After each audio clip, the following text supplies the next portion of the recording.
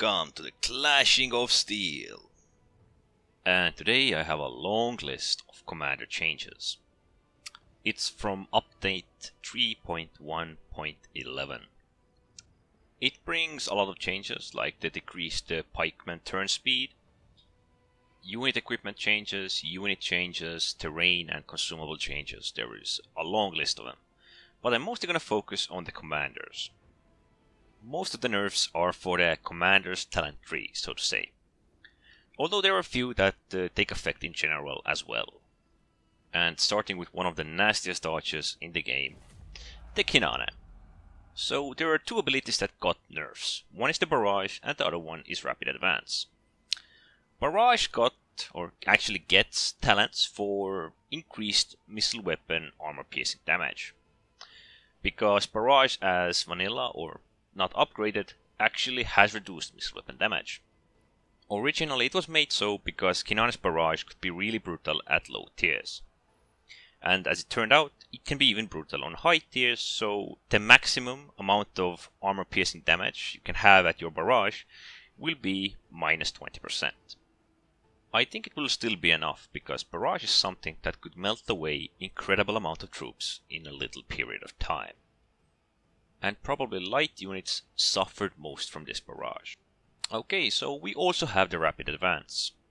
It got reduced to turn speed, base turn speed that is, from 15 to 10%, and of course tier 7 turn speed talent, or upgrades, got cut basically in half. And the maximum amount of turn speed from the Rapid Advance will be cut down to 20%, from former 30. Personally, I don't think this is such an incredible nerf. It still is effective and it can be dangerous, but mostly as long as they don't touch Kinane's speed, I think she's pretty much in the clear. Next up, we have Miltiades, one of the best preferred commanders in the game. He offers offense, defense and mobility, as ridiculous as it may seem. He's rather good at most of those. So they went after this commander's mobility. The cooldown of the infantry charge was increased. It used to be 15 seconds, now it will be 20. That is, of course, maximum upgrades. Tier 7 and 9 talents that reduced the recharge time of your charge were basically cut in half. Because I can understand this change. Miltiades has a 15-second cooldown on his charge. Charge lasts for 5 seconds if it is fully upgraded. So charging every 10 seconds might be a bit much. So for the break ranks there was a small change. Tier 9 speed talent was replaced with turn speed talent. So fully upgraded speed while break ranks is active won't be 26% but instead 22%. I'm guessing that most players know how incredible Miltiades can be, and if you combine him with right unit types like javelins, that combo can just rock the world. So I have nothing to say about this change, I just want to see how it plays out. I personally think it might be enough, but then again, we don't know what the statistics will show, and yeah, I'll leave it at that. Next up comes one of my favorite commanders, Commander Sulla. And not even surprisingly enough, the whip and prescription got a bit nerfed. So starting with the whip. Tier 7 and 9 melee attack talents got reduced to 2% per point. Well, that indeed is sad. But then again, it is understandable because whip will give you armor piercing modifier pretty much in the end. So that will already make your opponents melt. Fully upgraded melee attack bonus will be 68% instead of former 80%. Tier 6 and 7 speed talent also got reduced. That is what I'm kinda sad over, but I can understand it. So your maximum speed won't be 30%, but instead it will be 23% from the whip. And for last we have prescription. Tier 7 and 8 melee attack talents got reduced, so maximum amount of melee attack you can have will be minus 52% instead of 60%. Taking a look at all of these nerfs on Sulla, I think this was even extremely light considering how much prescription can change the outcome of battles. and of course how strong the whip actually eventually becomes. So next up, I have a commander that I feel is getting punished more and more, although here he gets a small boost. Of course it is Scipio. So a little good news for the auto preservance. Base speed penalty reduced from 80 to 40%. Perhaps it will give us chances to follow our opponents, or perhaps even disengage ourselves if we have used the auto preservance. Still, I feel that it was a great ability which got annihilated and has been, well, nerfed way too much. I think the huge movement speed loss was great when you got a ton of defense, but for past few months it has just been horrible.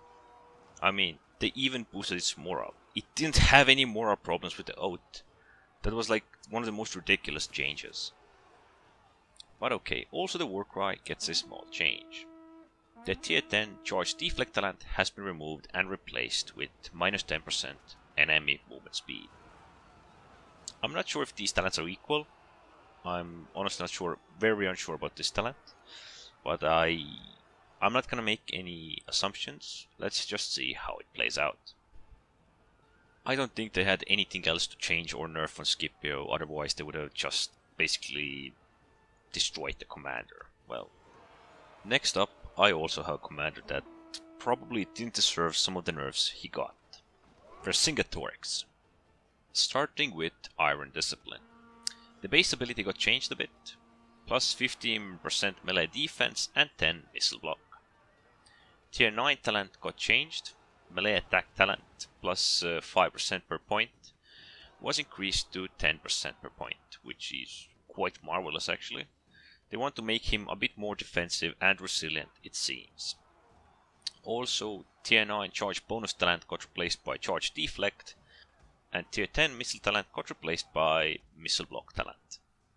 And of course the Defiance got it the other way around. Nerfs instead. Tier 8 duration talent got cut in half, and Tier 9 duration talent got reduced by 1 second. So its duration maximum can be 33 seconds instead of former 40. They are trying to shift away the importance of Defiance, which was remarkably good on Horseman, thanks to what he also got a first big nerf to it.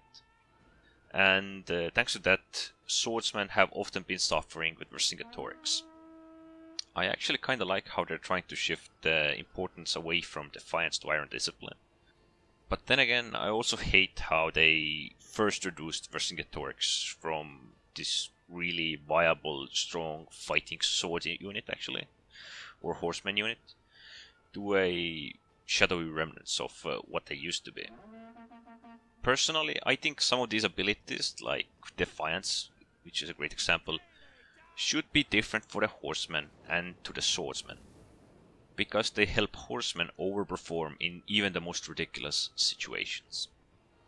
So next up, I have two of the most important changes, I'm guessing, or biggest changes. Germanicus and Leonidas.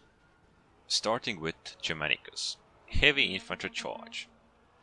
The Tier 8 impact talent for the Heavy Infantry Charge was reduced from 15% per point to 5% per point, making the charge somewhat weaker but still very viable and dangerous. Also, Vengeance got a slight nerf for the Tier 7 and Tier 8 melee damage, reduced by 3% per talent point. Fully upgraded damage bonus should be 80% instead of the former 105. I'm guessing it will bring down Vengeance somewhat, but seeing as Vengeance relies heavily on melee attack, not the damage bonus, it shouldn't be a massive change. It is still a change, it will still take effect, but it should not change how you should act against Germanicus. Because Germanicus isn't relying on damage bonus so much as he's relying on melee attack. And seeing only that the damage bonus got reduced and not the melee attack, I think this nerf won't be as huge. I mean, you will take less damage, that is for certain. But he will still hit as often as he did before. This is also the change I would have loved to see between Hannibal and Germanicus. One of them should go heavily on melee attack and other one should go heavily on melee damage. So that they wouldn't have like both effects. One could be massive at dealing damage while having a horrible hit rate, and the other could be opposite. And Sula's prescription could be a key factor against these opponents. But okay, let's head over to Leonidas. Fight in the Shades gets removed melee penalties. Melee defense penalties, that is. Fight in the Shades was a remarkable skill, but this change also brings some concerns. Seeing as you can be easily fight in the Shades and fight against other infantry units or war dogs while their archers are trying to kill you. Plus, I haven't used the shield patch in Fight in the Shades, but I'm guessing it would work, or it can work. So you can basically be defended from ranged fire all the time. I mean, you still can't use it while you're in phalanx, but you can be defended from the ranged fire. And for a Hold the Line, tier 10 melee defense talent got increased from 10% per talent point to 20, making it a lot more viable. I mean, it is great to see that they're trying to add more defense to Leonidas, but I think this shell talent should be somewhere around tier 8 or tier 9. I also want to see how the Fight in the Shades plays out, because I think it might turn things in some cases a bit too strong, where you think you could force him out of the Fight in the Shades and instead you're getting bashed right in the face while he is still covered from the ranged fire. But anyways, we'll see that. So this was it about the commander changes. There were a bit more changes to the specific unit types, perhaps the forest terrain, how it affects consumables and everything like that. But this was it about the commanders. I'll leave a patch note in the description if anyone wants to check it. There was some other interesting stuff in it, but anyways, don't forget to subscribe and thanks for watching.